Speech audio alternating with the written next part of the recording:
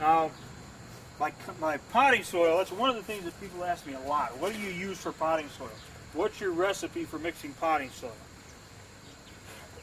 The recipe, there really is no recipe that I use.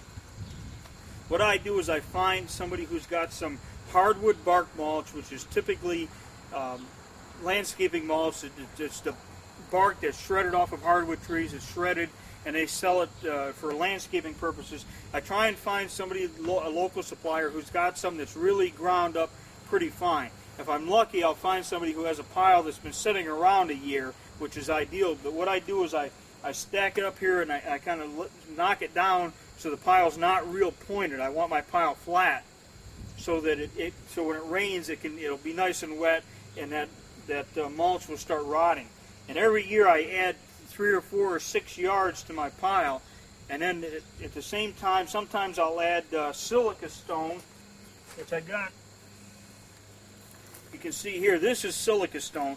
If I feel that the potting soil doesn't have enough drainage, I'll add some silica stone to it, and that helps the containers drain so the water drains through them and they don't stay too wet and the roots of the plants don't rot.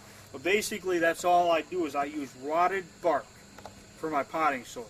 And then I mix in with that rotted bark. I'll buy some commercially produced compost, maybe it's leaf compost. One time somebody was composting, they were mixing hardwood bark with cow manure. It was rotted, and I continually add to that, so I have some well-rotted stuff on the bottom and then some of the newer stuff on top. And then when I pot, I work my pile this way. As you can see, if you look at this, you can probably see the different layers of material in here. So when I pot, I slice off a layer. I don't work off the top of the pile. I work off of the edge of the pile, and I knock this down. Then I run over it with my little rototiller to chew it all up and to blend it all together.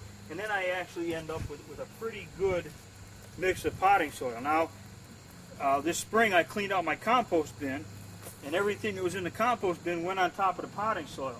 And let me walk over here real quick and I'll get a handful of. Basically, this is what came out of the compost bin this spring. And there's some bigger pieces in here, something like that. I just toss that right back into the compost pile. But by mixing my coarse sand when we're done with it for propagation, by putting it in the compost pile, I end up with enough stone and coarse sand in there for drainage that I probably don't have to add the silica stone anymore. So by really reusing everything that we can here, and you see this is that's probably just a big piece of bark or something. But again, if it's too big to use, I just throw it right back on the potting soil, or back on the compost pile. And eventually it all decomposes and ends up in our potting soil, and the plants do pretty well with it from there. Now here's my homemade potting bench. You saw the back side of it a while ago. And all we do is shovel the soil right up onto the bench. I use a grain scoop. You can buy at probably any feed mill that sells feed supplies. There's something that can go back to the bin. Another bigger piece. But as I'm potting, the bin's right there, so I just toss it back. It's a pretty painless process. So basically, when we're potting, what we'll do is line up a number of containers like this. Start filling them with soil. Kevin, why don't you fade out, and then we'll come in a little closer as I'm filling these up.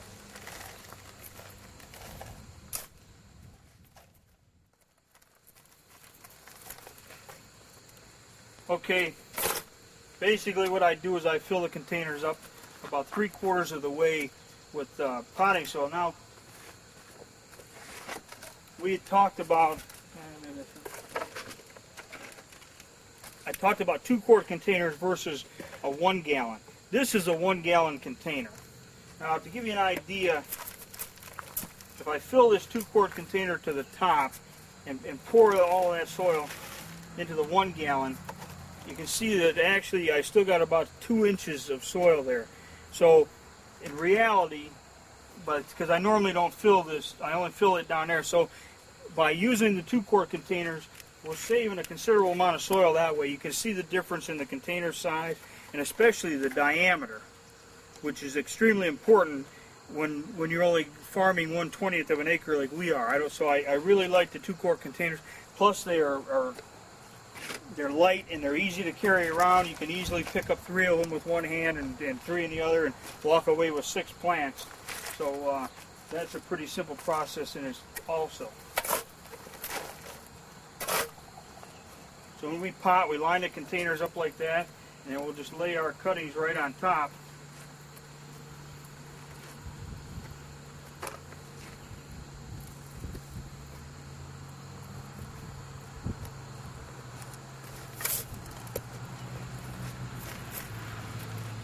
And that's all I do is fill the container like that, and then after I get them all full, I go back and pack them in. I don't want them full clear to the top because I don't want when we carry them, I don't want the fertilizer rolling off at the top. And we add fertilizer to the top of them. There's a little bit of junk that can go back to the pile.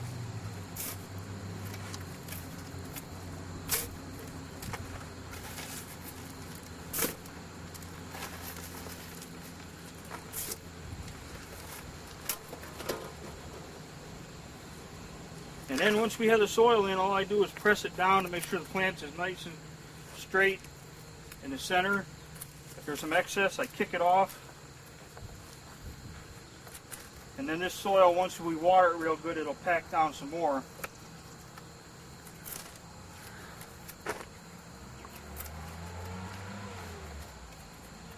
That's all there is to the potting. It's a pretty simple process. You don't want the plant in there too deep. As you can see, I had a container about that full, and then I put the roots on top of that, and then I'm even down another probably a good 1/2 inch to 3/4 of an inch inside of the container.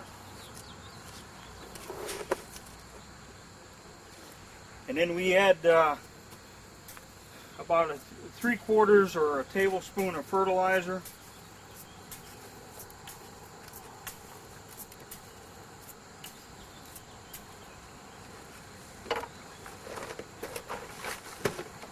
Now the fertilizer that I use is a slow release fertilizer. It's called Osmocote. You got to really be careful with fertilizer. You don't want to go to the feed store and get a bag of 444, 14, or 12 that you'd use on your garden, because it releases just like that. You never want to use lawn care products because they contain, excuse me, a lot of them contain broadleaf weed killers, which would be lethal to your plants. They also contain a very high concentration of nitrogen, which is good for bluegrass and ryegrasses and typical lawn grasses because they grow a lot.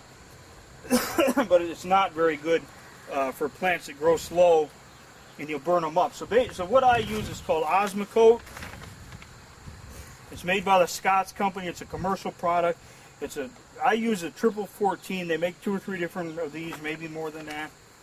And this is they have the longevity right in the bag, and at 70 degree temperatures, this is a 3 to 4 month release, which means that it will take 3 to 4 months at 70 degrees for that 1 tablespoon of fertilizer to completely release. One, that keeps me from over fertilizing and damaging my plants. 2, it adds a constant source of nutrition to the plants. Now, the fertilizers have these analysis numbers on there. This is 14. A lawn fertilizer might be 2633. Basically what this is, the first number represents the percentage of nitrogen that's in the fertilizer. The second number represents the amount of phosphorus, and then the third number is the potassium or potash. Nitrogen is what produces top growth. The phosphorus actually helps to establish root growth, and then the potassium gives the plant the stamina that it takes to produce good, healthy, quality stems. You can't fertilize a plant and think that you can make it grow faster than it was designed to do, because it's just not going to happen. And if you give it more fertilizer than it needs, you're going to burn the plant and it will die. So be very careful. The rule of thumb with fertilizers is not enough fertilizer is always better than too much.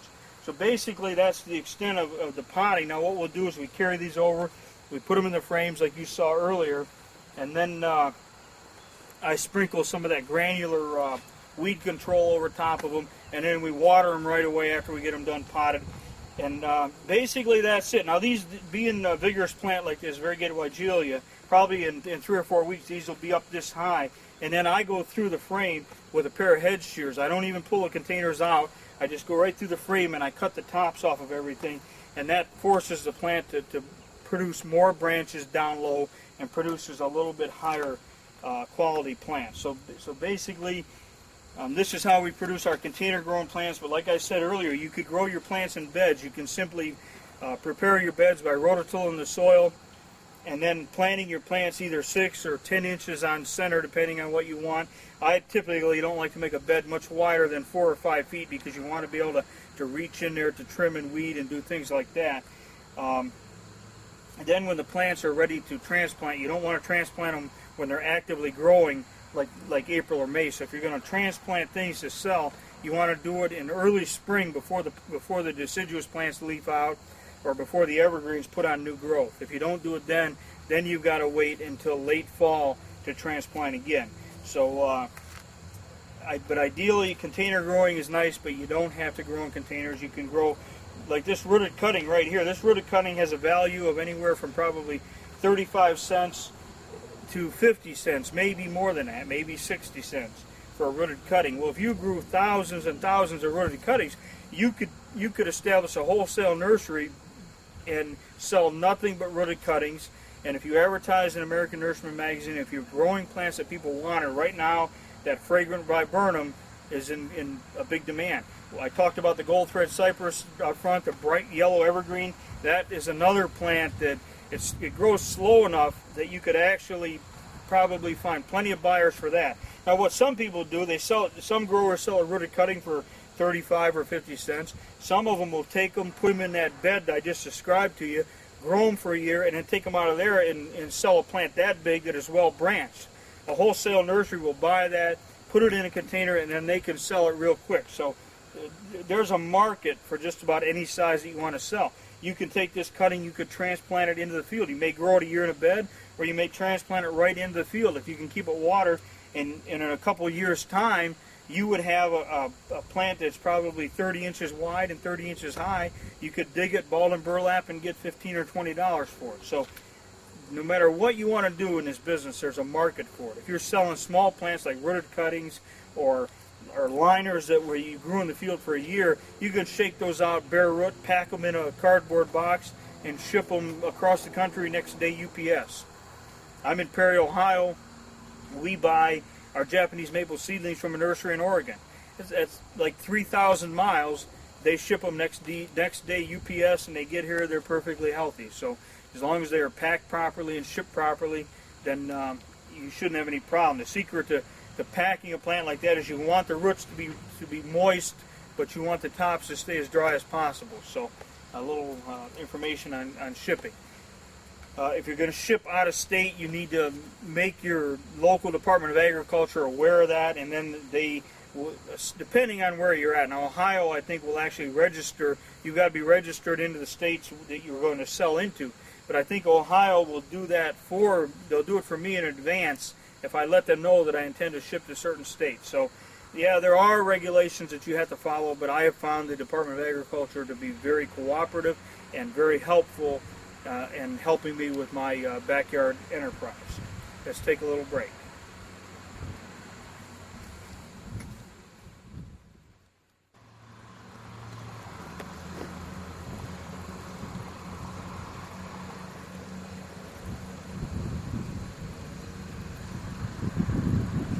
Now, to give you an idea, I've actually climbed up on the roof of the house with this camera.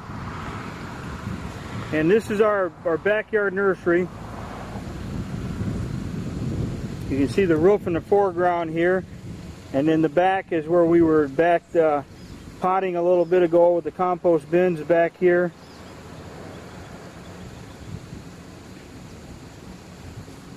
Our tool shed. But to give you an idea, this is our little tiny backyard. This section of the nursery is about 1/20th of an acre, or 1/40th of an acre actually here. And then back in the corner back here is our other section of the nursery back in there. Those are variegated dogwoods.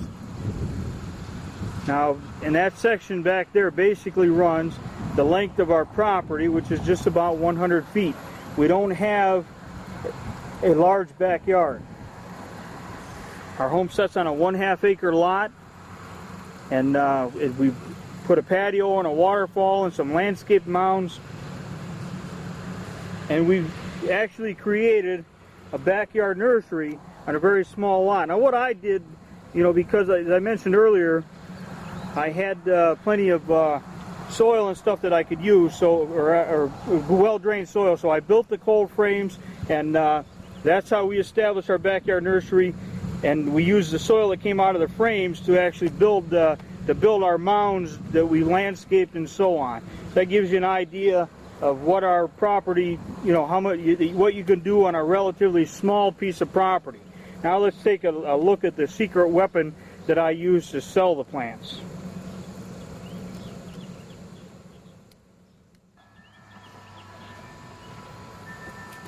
What you're looking at here is the advertisement that I ran in the paper this year, the end of May. We had a sale a few days before Memorial Day weekend. We ran our sale on Thursday, Friday, Saturday, and Sunday, Memorial Day weekend. This looks like a pretty simple advertisement, but in fact, this is probably one of the most powerful advertisements you will ever see.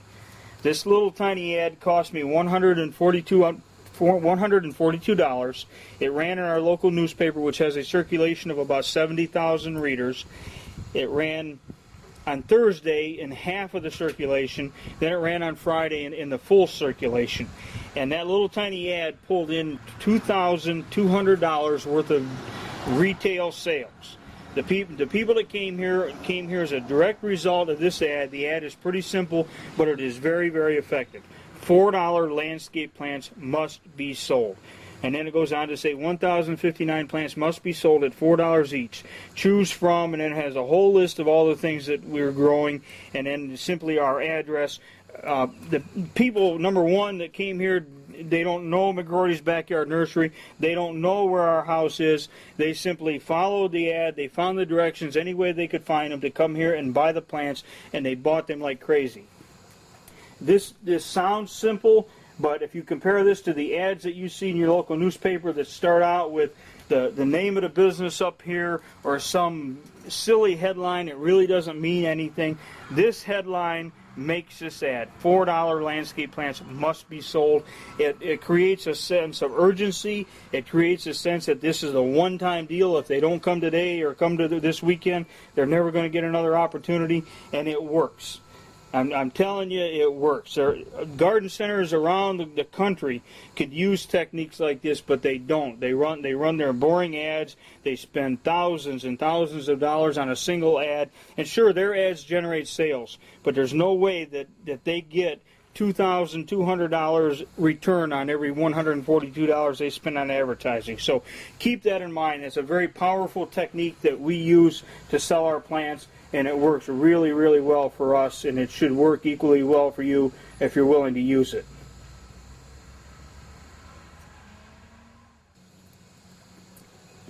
Okay, now we're getting near the end of this video, and I want to point out that my internet address again is it's right here, www.freeplants.com. That's www.freeplants.com. Visit my website on the internet.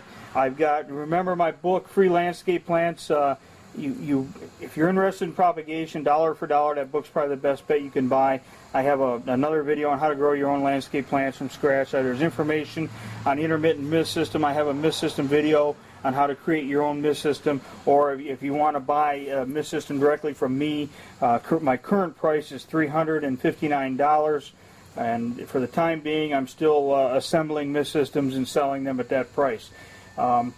Stop by the website as often as you can. There's a message board on the website where you can at least stop in and read the messages that are posted by other people just like yourself who are interested in starting their backyard nurseries. The discussion board, this is June of the year 2000. The discussion board is barely 6 months old, and already we have a lot of people who stop in. They ask a lot of questions that you'll benefit from, and they have great ideas themselves. If you have specific questions, you can post them right on the discussion board, and if I can't answer them for you, somebody else will. So make sure that you check out the website. There's a ton of information there, and you can communicate with people just like yourself who share the same interests that you do in starting a backyard nursery at home.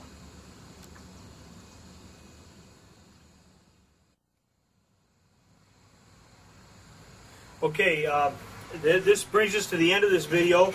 I would like to thank you for purchasing this video, and I encourage you to get started with your own backyard nursery today. You don't have to make a large investment in money. You can start out by simply finding a plant that you know the name, and if you check with your local library, my book, Free Landscape Plants, is in many local libraries around the country. You might be able to find a copy there. If they don't have it themselves, ask them to get you a copy. They can probably track one down and get it to your local library, and you can borrow it and read it. And you may want to purchase your own. The current price for the book is $12.95 plus $3.20 shipping. You can mail that to Mike's Backyard Nursery, P.O. Box 338, Perry, that's P as in Paul, E-R-R-Y, Ohio 44081.